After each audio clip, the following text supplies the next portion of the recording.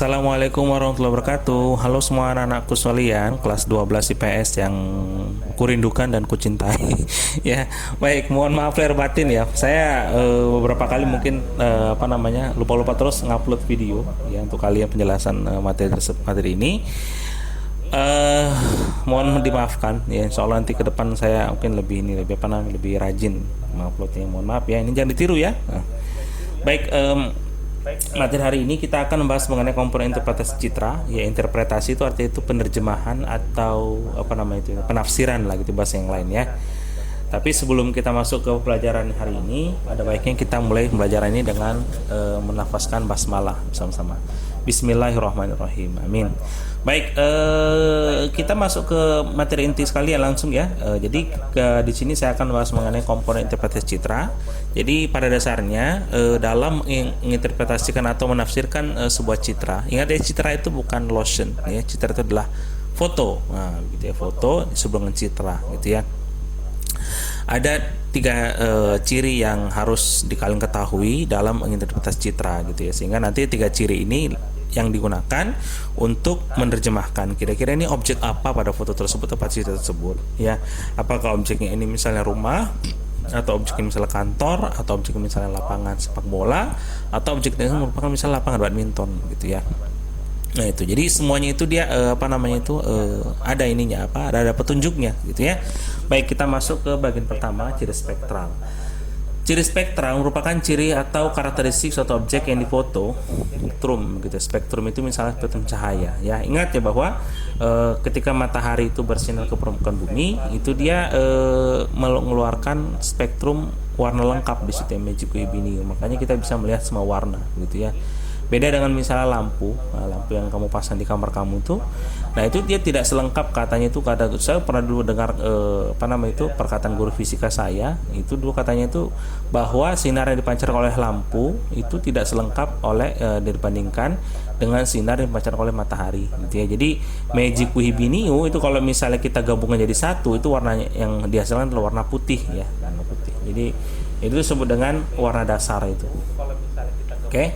Warna di sini tidak hanya terkait dengan warna ya. Jadi warna itu bukan hanya warna yang kamu anggap misalnya ada merah, ada putih, ada kuning gitu ya, tapi juga terkait dengan rona gitu. Karena rona itu dia tidak ada kuningnya, tidak ada merahnya, tapi dia hanya menggunakan dua warna dasar, yaitu hitam dan putih. Makanya itu dalam klasifikasi rona itu hanya ada dua, yang pertama gelap, yang kedua cerah. Jadi nggak ada yang lain gitu. Misalnya ini ronanya cerah, nah ini ronanya gelap gitu. Nah itu, jadi nggak bisa itu ronanya putih, ronanya hitam, nggak ada bisa ya. Rona itu dia cerah dan gelap, hanya dua itu saja. Sementara kalau warna dia harus disebutkan, misalnya atap rumahmu warnanya apa, hijau gitu ya. Atap warna rumah lantaimu warnanya apa, coklat misalnya kayak gitu. Nah itu dia disebutkan deh warnanya apa. Warna lebih beragam, sementara rona itu hanya terbatas pada gelap dan cerah gitu. Lanjut, ciri spasial.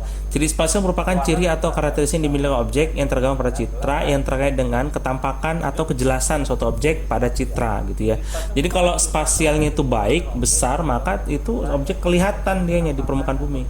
Tapi kalau misal spasialnya kecil, pasti nggak kelihatan, sulit melihatnya gitu ya. Misalnya bandingkan misalnya antara gedung perkantoran dengan rumah kalian gitu loh ya. Mana spasial yang lebih besar di situ? Keruangannya mana yang lebih besar ruangnya? Pasti itu kan kantor ya. Makanya kantor itu kalau pada citra itu dia akan kelihatan lebih jelas dibandingkan rumah tinggal begitu ya. Kecuali rumah tinggal kalian dijadikan kos-kosan, mungkin beda cerita itu ya. Semakin kecil ciri spasial objek, maka semakin sulit dikenali atau diinterpretasi. Nah itu ya. Apalagi kalau kita menggunakan misalnya itu dia fokus kameranya yang kecil, nah begitu, sehingga ya tadi itu dia objek yang tergambar pada citra tidak akan mudah untuk diinterpretasi atau ditafsirkan gitu ya. Yang terakhir, ciri temporal. Ciri temporal merupakan ciri atau karakteristik suatu objek pada citra yang ada kaitan dengan perubahan yang dialami oleh objek akibat berubahnya waktu, gitu ya. Jadi misalnya kalian kalau misalnya lihat foto cendekia tahun 2000 dengan foto cendekia tahun 2020 di Google Map atau Google Earth, itu berubah dianya, ya berubah dia nggak. Jadi tahun 2000 itu belum ada kanopi ya, kanopi yang mungkin kamu kalau di Sana Putri itu ke masjid itu kan ada kanopi warna biru itu ya, itu nggak ada di dunia ya. nggak ada di situ kanopi. Kemudian mungkin nanti kalau tahun 2021 aku melihat nanti kamu di sebelah GSG itu nanti ada gedung ya, gedung berapa lantai saya lupa, atau 3 atau 4 lantai yang disebut dengan pusat olimpiade. Nah itu ya, gedung pusat olimpiade. Atau nanti acara putaran nih mungkin sudah akan muncul tahun 2021 di sebelah GP. Nah itu perubahan disebut dengan ciri temporal, ciri yang mengkhususkan pada perubahan objek dari waktu ke waktu. Itu disebut dengan temporal ya. Lanjut. Nah ini dianya ya. Nah, jadi nanti kamu bisa lihat di sini di internet, okay? Nggak usah terlalu ini sekali, nggak usah terlalu Ustadz apa sih primer, nggak usah kayak begitu. Nanti aja gitu bahwa warna-warna itu spektral, yang ke bawahnya adalah spasial gitu ya. Kenapa satu sini kok nggak ada ciri temporal? Nggak ada, karena ciri temporal itu tidak diterjemahkan dianya ya. Jadi cuma hanya sekedar ini saja itu melengkapi ini saja, melengkapi konsepnya saja begitu ya. Lanjut. Nah, yang pertama kita ngomongin tentang rona ya. Rona merupakan ciri yang dimiliki oleh objek pada citra yang biasanya ditampilkan dalam warna hitam putih. Nah, makanya itu rona itu dia dua ukurannya, gelap dan cerah. Jadi nggak ada yang disebut dengan rona warnanya putih, nggak ada gitu ya. Atau warnanya hitam, nggak ada. Walaupun dia warnanya hitam, tetap dia disebut dengan gelap. Ya, nah, walaupun hitam disebut dengan gelap. Walaupun dia warna putih tetap disebut dengan cerah, bukan putih. Nah, begitu ya. Ada beberapa hal yang mengaruhi rona suatu objek di permukaan bumi. Pertama, basah atau keringnya permukaan objek ya. Jadi kalau misalnya permukaan objeknya itu dibasah, padahal ada air di permukaannya ya. Ingat ya, air itu kalau misalnya diberikan cahaya atau diberikan tenaga di situ, maka dia akan menyerap ya. Sama seperti dulu saya jelaskan kalau misalnya bagaimana darat dan laut itu menyerap panas, itu beda dia gitu ya. Kalau darat itu dia memantulkan panasnya ke permukaan lagi, dia serap sedikit. Sementara kalau laut dia serap banyak, dipantulkan sedikit. Gitu. Makanya itu kalau misalnya dua rona tersebut dibandingkan, yang satu daratan satu perairan, maka pasti jelas rona darat akan lebih cerah dibandingkan rona laut. Gitu. Nah, bagaimana permukaan yang ada air-airnya, ada permukaan ada basah-basah gitu, misalnya ada kolam, ada sungai, ada danau gitu ya. Nah, itu pasti dianya akan berbeda ronanya gitu. Makin gundul permukaan lahan itu, maka makin cerah dianya, makin basah dia makin gelap begitu ya. Yang kedua, gundul atau bervegetasinya permukaan objek. Nah, gitu. Kenapa gundul bervegetasi? Kenapa gundul itu cerah? Jelas karena gundul itu tidak ada tumbuhan. Ingat di daun tumbuhan itu ada air ya. Air itu nanti kemudian menyerap si energi tersebut sehingga daya pantulnya akan berkurang gitu ya. Semakin banyak energi yang dipantulkan ke sensor, maka semakin cerah ya akan terlihat si ronanya tadi. Semakin sedikit yang dipantulkan, maka semakin gelap juga ronanya gitu ya. Kalau bervegetasi bagaimana Ustadz? Ya banding kalau misalnya ada hutan lebat dengan misalnya itu lapangan, pasti kan beda gitu ya. Lapangan misalnya cuma lapangan rumput gitu, rumput yang pendek-pendek dengan hutan lebat, hutan hujan tropis, pasti ronanya berbeda ya. Mana yang lebih gelap? Pasti daerah yang hutan hujan tropis karena lebih lebat dianya. Oke.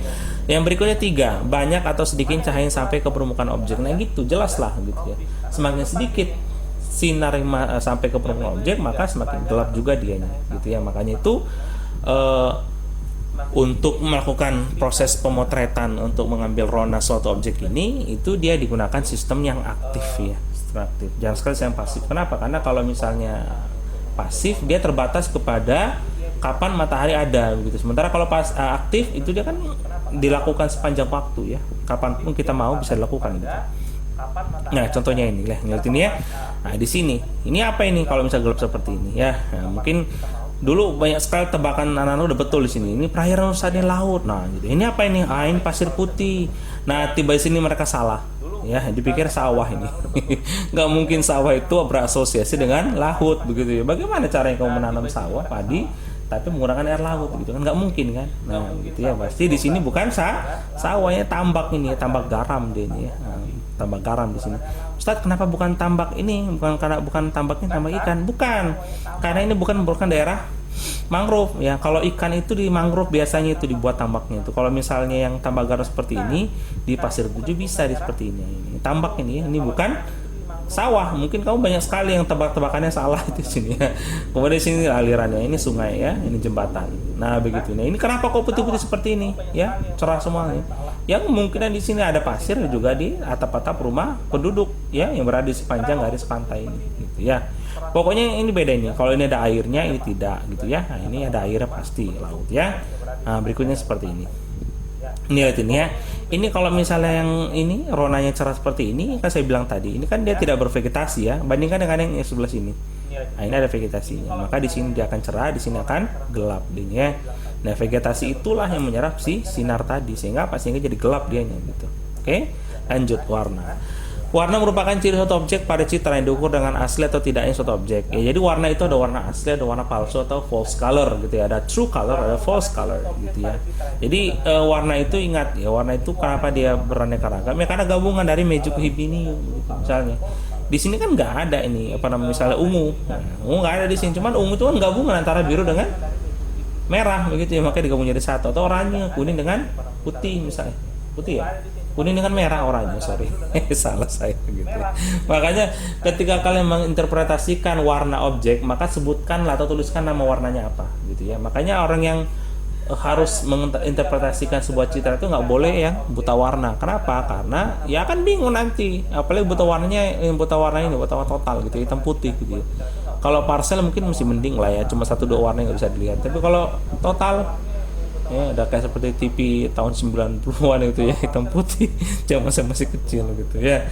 Nah misalnya ini disebutkan di sini, tuliskan. Kalau misalnya saya minta tuliskanlah, nah ini saya batas daerah sini, misal saya tutup ini, tuliskanlah warna objek yang ada pada lingkaran tersebut. Nah tuliskan semuanya, ada warna misalnya di sini ada coklat, ada hijau gitu ya, ada misalnya itu hijau kemuda-mudaan begitu ya, tuliskan semuanya di situ. Nah begitu ya itu. Atau misalnya seperti ini, nah bagaimana? Ya sudah, kamu identifikasi aja semuanya warna apa yang terdapat di daerah yang dilingkari mungkin atau di kota-kotakin begitu ya. Nah, itu warnanya sebutang warna. Ini warnanya asli. Kenapa ya? Asli warnanya misalnya air sungai warnanya coklat. Ya kan ini kan bukan artinya sungainya sungai ini. Sungai coklat atau air susu ya. Susu coklat ya. Apa? Coksu ya. Coklat susu. Ini jelas ini ya. Kalau dibilang seperti ini pasti jelas ini lahan pertanian ya. Lahan pertanian. Lanjut, nah ini sebenarnya false color. Nah, pertanyaannya, kenapa saya tahu ini false color? Kan nggak ada itu tumbuhan warnanya daunnya merah gitu ya, daunnya merah gitu. Jelas ya, daunnya merah, nggak mungkin kan? Nggak mungkin. Kecuali mungkin kau mikir, tapi kan kalau misalnya daerah Jepang itu misalnya musim gugur dia kan ada daunnya warna merah. Iya, tapi kan di Jepang. Nah kalau misalnya pengambilan gambar di Indonesia ini gimana? Apakah akan berubah merah juga daun-daun di sini? Enggak kan? Nah ini full color. Jadi warna di sini kenapa dihasilkannya warnanya merah? Ini karena menggunakan infrared, ya itu ya, infrared. Jadi warnanya itu dia hanya sebatas pada warna merah. Sehingga yang ditampilkan itu adalah warna merah. Jadi semakin pekat merahnya, semakin sehat tumbuhannya. Semakin tidak pekat warna merahnya, maka semakin tidak sehat juga tumbuhan. Makanya ini infrared ini biasa digunakan untuk mengidentifikasi tanaman-tanaman di areal perkebunan yang sangat luas gitu, apakah dia udah rusak atau masih sehat gitu ya, identifikasi kesehatannya lah gitu. Tekstur suatu objek pada citra terkait dengan halus atau kasarnya permukaan objek tersebut. Nah itu tekstur ya. Jadi tekstur itu dia dipengaruhi oleh 3 hal. Yang pertama perbedaan 3 objek. Misalnya gini, kamu kan tahu ya di Indonesia ini kan ada perkebunan, misal perkebunan teh gitu ya. Perkebunan teh itu kan ditanam oleh manusia sengaja kan, pada waktu yang sama, dibuat jaraknya masing-masing teh itu ya. Bandingkan dengan misalnya itu hutan tropis, hutan lah saya bilang, yang hutan tropis, hutan ya gitu. Apakah ada hutan yang dia hidup secara alami kemudian dia rapi gitu? Ya nggak ada ya, nggak ada. Semua hutan itu pasti tumbuhan itu dia tingginya berbeda-beda. Ada yang tinggi sekali, ada yang pendek, ada yang tinggi sekali, ada yang pendek begitu ya. Sementara kalau misalnya kamu bandingkan dengan perkebunan teh bagaimana? Sama semua tingginya gitu, misalnya tingginya sedada kita misal, sama semua. Nah begitu. Itu apa efeknya? Efeknya ada pada tekstur tadi. Hutan-hutan yang tinggi tanaman atau tumbuhan itu berbeda-beda, maka jelas teksturnya akan jadi kasar. Sementara perkebunan teh yang tingginya semua sama seragam, maka akan menghasilkan tekstur yang halus. Ya. Objek dibentuk secara alami atau buatan manusia. Dan itu dianya. Yang alami itu cenderung kasar, yang buatan manusia cenderung halus. Kenapa? Karena manusia pengen ngebentuk sesuatu. Gitu ya. Teratur atau tidaknya suatu pola objek. Nah, begitu. Coba bandingkan misalnya hutan dengan perkebunan teh. Teratur nggak perkebunan teh? Pasti teratur. Maka di situ teksturnya dia halus. Teratur nggak hutan? Kalau ada yang bilang teratur, itu mungkin mau usah gorok lehernya. Tidak ada yang ngentot ya, makanya sebenarnya teksturnya tidak halus atau kasar gitu ya. Ini misalnya lihat ini. Nah, ini. Di sini ada yang kotak-kotak ini kayak seperti ada permukiman. Di sini ada lapangan gitu ya. Lapangan ada dua, di sini satu A, yang di atas ini bawah B. Coba bedakan ini ya. Yang di sini, ya yang di sini ini kan kasar ini kan ya. Tingginya beda-beda gitu ya. Kayak jelas lah ya. Artinya saya nggak usah menjelaskan kalian lebih rinci juga, kamu udah bisa memahami bahwa yang kotak di bawah ini ya ini cenderung lebih halus, yang sementara di sini cenderung lebih kasar. Nah, itu kenapa seperti itu? Mungkin saja ini ada rumput yang tingginya sama semua begitu ya, tapi kayaknya karena rumputnya nggak dirawat, otomatis ada yang bolong-bolong di sini ya, tanah-tanah gini. Sementara ini bagaimana? Ini kasar, dia mungkin dia banyak semak belukarnya gitu ya. Semak belukar siapa sih orang yang mau ini ya, yang mau secara sukarela gitu loh merapikan semak belukar di sini, kan nggak ada ya, kecuali mau digaji lah dia gitu ya. Oke, lanjut. Nah, bentuk suatu objek pada citra terkait dengan bentuk geometris ya objek tersebut. Bentuk geometris dimaksud bisa berupa bujur sangkar, lingkaran, persegi panjang, segitiga, heksagonal, dan lain-lain. Misalnya untuk rumah kan pasti kan kotak aja gitu nih, kotak aja rumah gitu ya. Kalau misalnya gedung sekolahan bagaimana? Nah, jangan GP lah, kamu jangan bilang GP. Kalau GP makanya bentuknya nggak L ya. SD misalnya SD kalian, masa nggak kembali nanti dekat rumahmu SD cuma lihat SD-mu lah. Kira-kira bentuk gedungnya gimana? L, U, H, gitu kan? Pasti itu bentuknya. Nggak mungkin lah ada gedung yang untuk sekolah tapi cuman kotak aja gitu. Mungkin. Ya, karena nggak cukup dia pasti, gitu ya. Ini misalnya di sini ya, kamu lihat ini. Ada yang bentuknya L seperti ini kan? Ada yang bentuknya misalnya ini, yang bentuknya kotak seperti ini. Ada bentuknya kayak seperti huruf E ini ya. Nah, ada garis ini ya. Nah, itu disebut dengan bentuk. Atau yang lain misalnya, ini misalnya stadion ya, stadion Bung Karno ya. Nah, stadion Gelora Bung Karno di Jakarta. Ini malah bentuknya kayak oval oval ya. Sementara dalamnya adalah kotak. Atau disebut dengan ini apa namanya ini? Persegi panjang apa namanya ini? Ya. Nah, ini panjangnya dia lebih panjang daripada lebarnya gitu ya. Atau yang ini misalnya kotak ini. Nah, gitu. Itu bentuk ya. Jadi objek pada citra itu dia bentuk itu dia membantu kita untuk identifikasi gitu ya. Proses pengenalan objek tersebut tidak hanya berdasarkan kepada buku-buku yang kita baca, tapi juga berdasarkan pengalaman gitu loh. Pengalamanmu gini misalnya, Ustadz kalau di daerah saya rumah itu biasanya bentuknya itu persegi panjang. Oh, coba nanti buktikan sendiri di peta foto udara kalian gitu ya, foto udara kalian. Karena bentuk rumah-rumah di setiap daerah di Indonesia itu beda-beda ya, beda-beda nggak sama adanya. Tergantung kepada budaya masing-masing daerah tersebut begitu. Lanjut, ukuran objek pada citra merupakan ciri yang menunjukkan ukuran suatu objek pada citra. Nah, itu ukurannya. Jadi ukuran itu juga membantu kita identifikasi kira-kira ini objeknya apa begitu ya. Misalnya lapangan sepak bola dengan badminton kan beda kan luasnya. Kan nggak ada kamu bilang itu lapangan di depan ini GP itu lapangan badminton gitu ya. Silakan aja kalau betul itu ya. Nanti kita pasang net tengah-tengah lapangan, kamu main badminton di situ. Tapi jangan dekat-dekat dengan netnya, jauh-jauh gitu. Jadi kalau salah gitu. Nah gitu. Jadi ukuran dari si objek tersebut juga membantu kita untuk menginterpretasikan kira-kira objek ini apa gitu ya. Nah, pertanyaannya bagaimana cara mengukurnya begitu? Ada rumusnya. Nah, itu mana rumus? Itu rumusnya itu ya. Ada skala foto udara sama dengan fokus kamera milimeter dibagi dengan tinggi sensor ya. Jadi tinggi sensor. Jadi itu satuannya harus diubah dulu ke sentimeter baru nanti bisa dibagi ya. Jadi kalau belum diubah yang susah nanti akan nggak ada hasil kamu nanti milimeter gitu ya. Jadi harus ada dua tuh datanya ini. Kalau nggak datanya ini susah gitu ya. Oke, lanjut. Nah, itu dia ukuran nanti ya. Nah, sini. Ini kan pasti kan bukan lapangan badminton kan? Kalau ada yang main badminton ini, saya suruh nanti mungkin dia keliling lapangan depan GP Jo ya. Jadi dia biar membuktikan bahwa ternyata ada ya lapangan badminton seluas itu gitu ya. Atau misalnya ini, ini gedung rektorat UNY di Yogyakarta ini, Universitas Negeri Yogyakarta. Kebetulan fotonya saya dapat dari teman saya yang guru di Man 1 Wonosari gitu ya. Ini coba lihat ini ukuran ini. Kan nggak mungkin rumah penduduk ini kan? Atau mungkin nggak rumah penduduk seperti ini? Nggak mungkin ya. Yang mungkin jadi rumah penduduk itu bukan yang ini tapi yang ini. Nah, ini kecil dianya. Nah, ya, ini juga kalau misal kamu turun ke lapangan langsung pasti besar rumahnya ini ya. Ini karena dari udara saja jadi kecil kelihatannya ya. Tapi gitu kamu turun jalan di sini, jalan kaki kamu di sini, di depan UNY sini. Oh, ternyata besar rumah Ustaz ya. Nah, ya itu dia. Misalnya ini. Apa ini? Tiang bendera kan? Nah, ini. Apakah kecil ini? Besar ini ya. Ini hampir di tengah-tengah jalan sampai makan badan jalan dia semua. Ya, itu. Lanjut.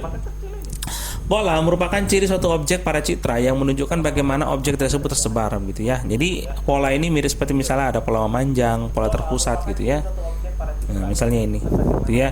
Perumahan tertata secara rapi dan teratur. Makanya dalam ukuran pola itu ada disebut ukuran teratur dan tidak teratur ya. Teratur dan tidak teratur gitu ya. Jadi kalau yang ini mungkin disebut dengan pola teratur ya. Karena teratur kan, memanjang begini ya. Sementara yang ini bagaimana? Tidak. Atau yang ini seperti apa? Begitu ya. Itu dia pola teratur dan tidak teratur. Kemudian disebut pola sentrifugal. Pola sentrifugal itu pola yang menjauhi titik pertemuan dia. Seperti sungai ya, sungai di kaki gunung, mata airnya di sekitar kaki gunung, nanti sungainya mengalir menjauhi gunung. Atau pola seperti ini, sentripetal. Ini dia dipelajari di kelas 10 ya. Oke, berikutnya situs merupakan ciri suatu objek pada citra yang menunjukkan lokasi di mana objek tersebut berada, begitu ya. Dalam bahasa Inggris situs itu disebut site, gitu ya. Misalnya kan nggak mungkin nih kamu menemukan mangrove puncak gunung, ya. Ustaz, tapi mangrove-nya itu gunungnya dulu ada dasar laut. Nggak gitu juga kali mas, gitu mbak, gitu ya. Nggak kayak gitu juga menerjemahkannya. Walaupun dulunya merupakan dasar laut misalnya, tapi kan nggak mungkin juga itu mangrove bisa hidup selama berjuta-juta tahun, gitu ya. Ya, kalau ketemu mangrove pasti di pinggir laut. Kalau ketemu teh pasti di puncak di perbukitnya pegunungan gitu ya. Jadi itu jelas di situ dan tidaknya. Misalnya apalagi misalnya. Kalau permukiman di mana? Di pinggir jalan.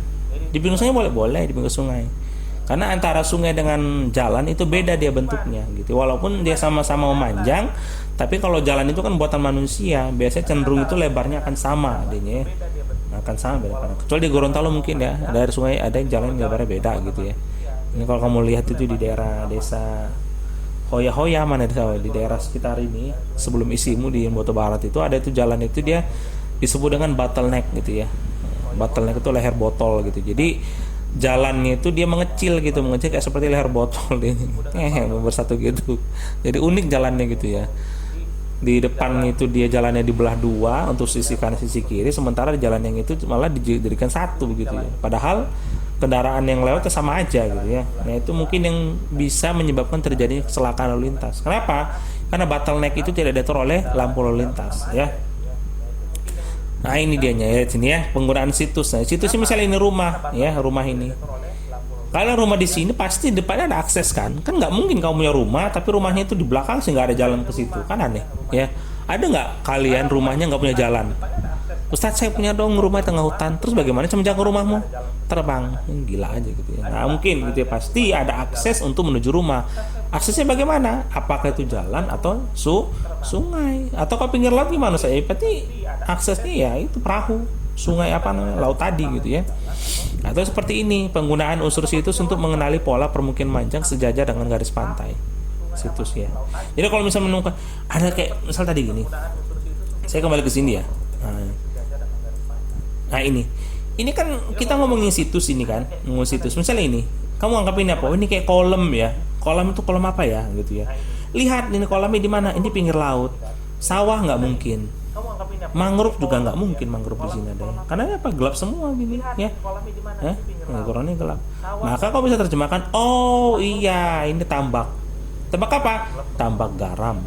Karena tambak udang dan tambak kepiting itu biasanya itu dia hasil dari proses reklamasi atau perubahan ya, atau mengubah mangrove biasanya. Jadi bukan di pinggir pantai berpasir seperti ini, beda. Oke, selanjut. Nah ini terbaiknya situs ya. Oke. Atau yang ini misalnya nih itu ya, penggunaan untuk situs mengenali pola permukiman manjang sejajar dengan sungai ini, ya. Asosiasi, jelas asosiasi itu hubungan ya, menghubungkan satu fenomena yang lain, gitu, menghubungkan deh. Misalnya gini, lapangan sepak bola kira-kira mengenalinya apa sih gitu dibandingkan dengan lapangan badminton? Ukuran, nah, ya jelas ukuran jelas lah di situ. Yang lain misalnya asosiasinya gawang kan, gawang gitu kan nggak mungkin ada namanya lapangan badminton netnya di pinggir gitu ya, pasti di tengah dia kan. Nah, di tengah dia kalau badminton, sementara kalau misalnya sepak bola di pinggir pasti ya. Itu gawang itulah yang dijadikan sebagai asosiasi untuk mengenali si lapangan sepak bola. Atau misalnya stasiun kereta ya, kan cuma gedung Bagaimana cara ngenalin itu stasiun kereta atau rumah gitu ya? Mungkin ukurannya sama mungkin. Lihat di situ ada nggak rel nggak kira-kira. Kalau ada rel berarti stasiun kereta api. Atau misalnya bus, ya apa namanya itu terminal. Kalau cuma lapangan besar kayak gitu tanpa ada busnya itu susah dikenali. Nah, jajaran bus atau jajaran bus itulah nanti yang bantu kita mengenali itu kira-kira itu stasiun terminal bus atau bukan gitu ya. Contohnya kita lihat di sini ya itu ya ini. Nah, ini lapangan sepak bola ya. Kan beda mainnya ada nggak? Nggak ada ya. Oke, lanjut. Nah, seperti ini ada apa ini? Nah, ini kan rel. Ini rel ini semua rel ini. Makanya disebut ini stasiun kereta api. Ya, atau misalnya ini. Nah, ini yang putih-putih ini apa? Bus. Nggak mungkin mobil ini. Mobil keluarga Innovosat. Innova panjang banget ya. Innova panjang banget ya, nggak ada Innova segini panjangnya lah gitu, nggak jelas Innova itu ya. Oke, lanjut lagi. Nah, ini misalnya lapangan terbang berasosiasi dengan adanya hanggar. Nah, itu dia hanggar ini ya. Jadi ini panjang jalan seperti ini ya. Jadi nggak ada jalan raya seperti ini, nggak ada. Itu putus di sini, putus di situ gitu ya. Nah, kan nggak ada ya, ini putus di sini, stop di sini. Ya kurang kerjaan banget bangun jalan, tapi terputus di sini, nggak nyambung gitu ya. Berarti yang ada hanyalah lapangan terbang atau yang lain misalnya Pak. Bangunan sekolah berasosiasi memiliki lapangan untuk kegiatan olahraga. Nah gitu. Jadi biasanya kalau kita ada sekolah pasti di depan itu ada lapangan toh. Nah, lapangan itu menjadi sebagai asosiasi si gedung sekolah tersebut. Atau juga yang lain misalnya itu dia kalau sekolah itu bisa juga dengan ini tiang bendera, tiang bendera. Kan nggak ada tiang bendera di belakang sekolah kan. Gimana mau pacarannya?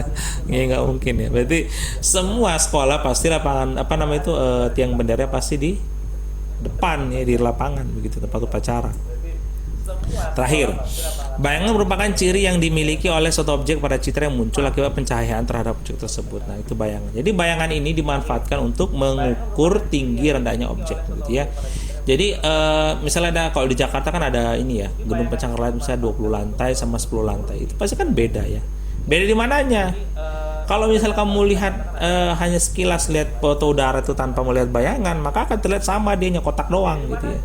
Nah, untuk membantu kita untuk menginterpretasi mana gedung yang lebih tinggi, mana yang lebih rendah, kita menggunakan bayangan. Tapi ada syaratnya. Apa tuh syaratnya? Syaratnya adalah pengambilan foto itu dia saat matahari, kalau kita pakai sistem pasif ya, saat matahari posisinya 45 derajat dan 135 derajat gitu ya. Jangan pas 90 derajat di ubun-ubun kamu ngambil gambar, nggak kelihatan. Kenapa? Karena posisi jadi otomatis bayangannya hilang begitu ya. Tapi kalau kamu ambil foto tersebut ketika jam 9 pagi, jam 10 pagi atau jam 3 sore, jam berapa ya? Jam 2 gitu, jam 4 sore nih. Itu insya Allah akan kelihatan dianya ya. Kelihatan itu nanti bayangannya. Nah, bayangan itu yang membantu kita untuk menginterpretasi ini kira-kira mana yang lebih tinggi. Nah, yang ini atau yang itu gitu. Contoh misalnya ini ya. Nah, ini. Ya kan beda ini ya. Antara dua objek ini aja nih, ini satu ya. Kalau dilihat tanpa bayangan, kita mungkin nggak tahu ini yang lebih tinggi dapat lebih rendah gitu ya. Tapi ternyata dengan bayangan kita lihat ini ya. Di sini gedung yang ini lebih rendah, yang ini lebih tinggi. Nah, ini semua gedung ada bayangan. Nah, ini berarti apa? Berarti posisi matahari di sebelah sana. Ya, matahari sebelah sana, kita ambil fotonya di bayangan sebelah situ. Oke. Nah, gini posisinya, nggak tahu ini jam berapa ya, karena kalau misalnya ini kalau misalnya kita anggap ini utara, ini dia selatan, berarti otomatis posisinya ini ada matahari tersebut di sebelah timur ya. Nah, sebelah timur berarti ini posisinya pagi hari diambil fotonya ini ya, kalau sebelah barat sebelah sana gitu ya. Nah, itu kemungkinan seperti itu. Oke, baik, itu saja materi dari saya. Nanti akan saya ini ada contoh latihan kalian. Ini saya minta kamu melakukan proses interpretasi.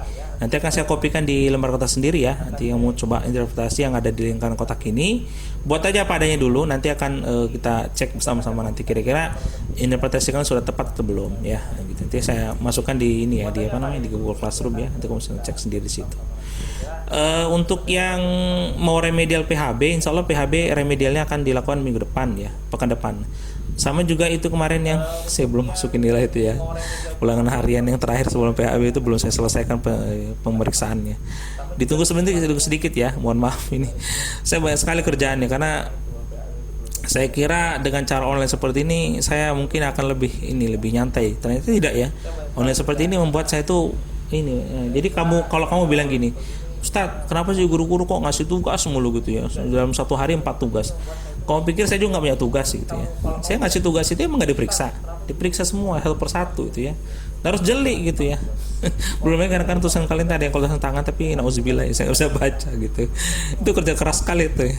Jadi wah gitulah ya. Jadi sama-sama lah kita ini bersabar deh kondisi seperti ini. Artinya nggak ada yang bagian itu guru apakah siswa yang lebih menderita lebih bahagia, nggak ada. Sama-sama menderita sekarang ini ya, posisinya gitu ya. Tetap jaga kesehatan, tetap terapkan protokol kesehatan dan lakukan 3M ya, pakai masker, menjaga jarak dan mencuci tangan gitu ya. Semoga nanti kita dilindungi selalu dari dari corona, dan mudah-mudahan katanya rencananya sih akhir Desember ini mungkin kelas 12 duluan masuk ya. Saya sih berharap bisa ya, karena saya rindu banget soalnya gitu ya. Oke. Kita akhiri pertemuan pada hari ini dengan doa qiyamul majelis. Subhanakallahumma wa bihamdika asyhadu an la ilaha illa anta astaghfiruka wa atubu ilaik. Oke. Kita akhiri pertemuan pada hari ini dengan doa qiyamul majelis. Assalamualaikum warahmatullahi wabarakatuh.